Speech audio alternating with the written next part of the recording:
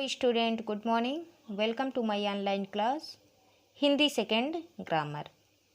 Student, आज हम grammar में लेसन 4 शब्द विचार के क्वेश्चन आंसर और एक्सरसाइज को राइट करेंगे।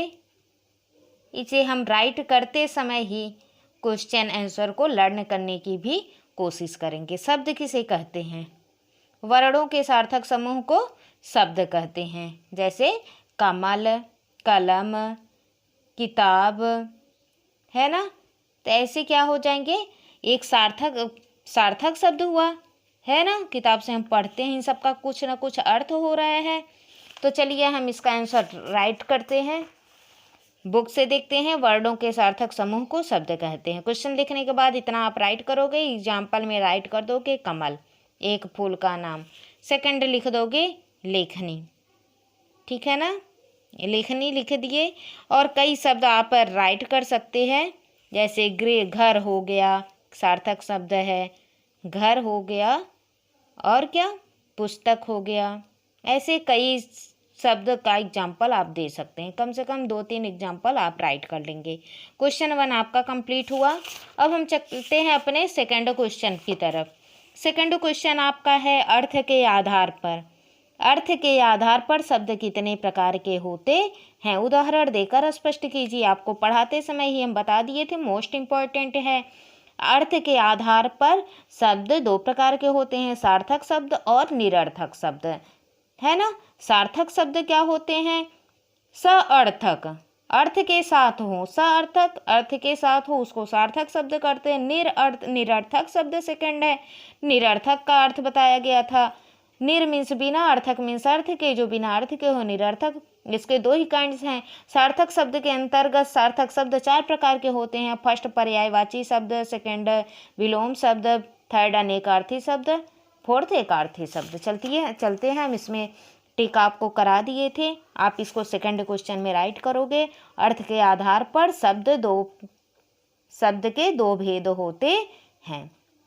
अर्थ के आधार पर शब्दों के 2 मुख्य भेद होते हैं, सार्थक और निरर्थक शब्द। सार्थक शब्द जिन शब्दों का कोई अर्थ होता है उन्हें सार्थक शब्द कहते हैं। इतना आपको बिल्कुल अच्छी राइटिंग में आप राइट करोगे। सार्थक शब्द कहते हैं जैसे भारत, पर्वत, गंगा आदि।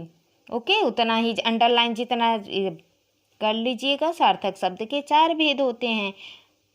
4 भेद में फर्स्ट क्या है? पर्यायवाची शब्द, समान अर्थ जो देता हो।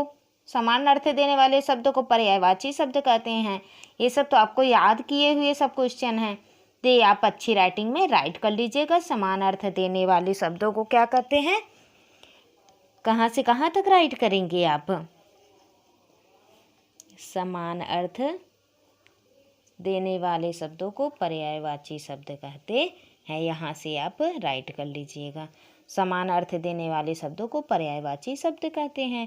1 एग्जाम्पल आपको बताए थे, कमल का दे दीजिएगा। जलज, पंकज, नीरज। जलज, जल में ज मीन्स उत्पन्न हो। पंक मीन्स कीचड़, ज मीन्स उत्पन्न हो। ज मीन्स होता है उत्पन्न होना, कीचड़ में जो उत्पन्न हो। नीर मीन्स जल होता है, नीर प्लस ज, जो जल में उत्पन्न हो। ये सब किसके पर्यायवाची हैं? कमल के। आप 1 या 2 राइट कर लेंगे। ओके, फिर हम चलते हैं सार्थक शब्द में विलोम शब्द।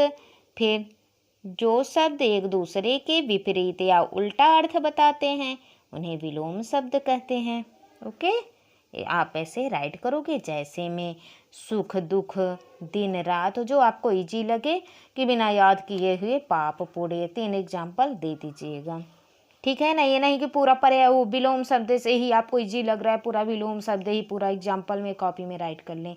बस समझने के लिए कि क्या है, सार्थक शब्द के अंतर्गत विलोम शब्द भी आते हैं। अनेकार्थी, अनेकार्थी अर्थ जिसके कितने हो, अनेक हो। डिफिनीशन देख देते हैं, तुरंत लर्न हो जाना चाहिए। जिन शब्दों के 1 से अधिक अर्थ होते हैं, आप लोग तो मेरे अच्छे बच्चे हो ना, तो पढ़ाए कि आपको तुरंत लर्न हो गया। जिन शब्दों के 1 से अधिक अर्थ होते हैं उन्हें अनेकार्थी शब्द कहते हैं, है ना। अनेक अर्थ हो जिसके अनेकार्थी शब्द कहलाते हैं। जैसे कर, कर मीन्स हाथ होता है। सब लोग कर वसूलते हैं ना, टैक्स, उसको हम कर के दो अर्थ हो गए, एक कर का हाथ हो गया हाथ, और एक कर का अर्थ होता है किरण, जो सूर्य की जो किरणें निकलती हैं, और एक कर का अर्थ क्या हो गया, टैक्स। सब कहते हैं टैक्स, कर ले रहे हैं, टैक्स ले रहे हैं। उत्तर, हम क्वेश्चन का आंसर देते हैं, जवाब देते हैं, एक हो गया। और उत्तर एक दिशा का नाम है, पूर्व पश्चिम उत्तर दक्षिण, है ना। ठीक है, बस 2 एग्जाम्पल राइट कर दीजिएगा नेकार्थी शब्द में।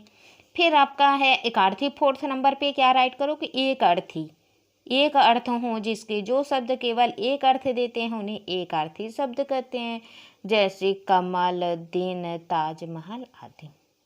फिर है सार्थक, अर्थ के आधार पे बताना है, तो सार्थक शब्द तो हम पूरा राइट कर चुके हैं। निरर्थक शब्द 2 लाइन 1 लाइन का है। निरर्थक जो बिना, निर मीन्स बिना, अर्थक मीन्स अर्थ के, जो बिना अर्थ के शब्द हों। डिफिनीशन देखिए, वे शब्द जिनका कोई अर्थ नहीं निकलता निरर्थक शब्द कहलाते हैं। बस आप इतना ही राइट करेंगे, जैसे पनारा, रकाब, बस यहीं पर एंड कर दीजिएगा, ठीक है ना।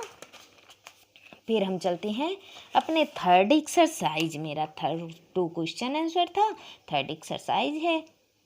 दिए गए रूढ़ यौगिक योग रूढ़ शब्दों को अलग करके एक ही ऑप्शन दे दिए हैं, ऑप्शन वाले शब्द दिए हैं। रूढ़ जो है रूढ़ में राइट कीजिए, यौगिक जो है यौगिक में, योग रूढ़ इसमें से आपको सेलेक्ट करना है कि कौन सा रूढ़ शब्द है, कौन सा यौगिक शब्द है। योग रूढ़ जिसको हम राइट कर दिए हैं। रूढ़ के अंतर्गत अनार है, पुस्तक है, कि इसके टुकड़े तो हो नहीं पाएंगे, अगर टुकड़े कर देंगे तो कोई अर्थ नहीं निकलेगा।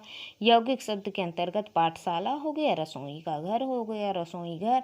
मुरलीधर योग रूढ़ में हुआ मुरलीधर, मुरली कौन धारण करता है, भगवान कृष्ण दूसरे की तरफ हर संबोधित कर रहे हैं।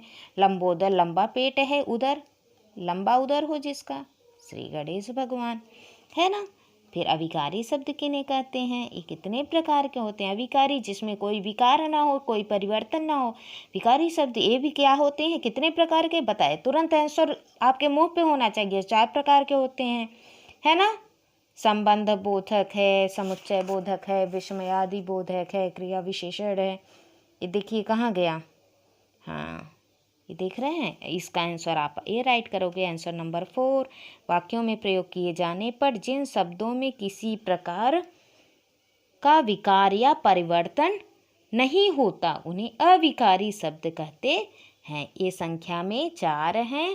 फर्स्ट क्रिया विशेषण, संबंध बोधक, समुच्चय बोधक, विस्मयादि बोधक। आपका 4th क्वेश्चन भी कंप्लीट हो गया। ओके, क्लियर हो रहा है कि नहीं। कभी कभी पता नहीं कैसे आ जाते हैं वर्ड क्लियर हो रहे हैं ना। अब चलते हैं हम अपने 5th एक्सरसाइज की तरफ। देखिए आप इसको पूरा, तत्सम शब्द हम राइट किए हैं, तदभव शब्द राइट किए हैं, देख रहे हैं ना। ये चिड़िया काट कर दिए हैं, चिड़िया देशज शब्द नहीं है।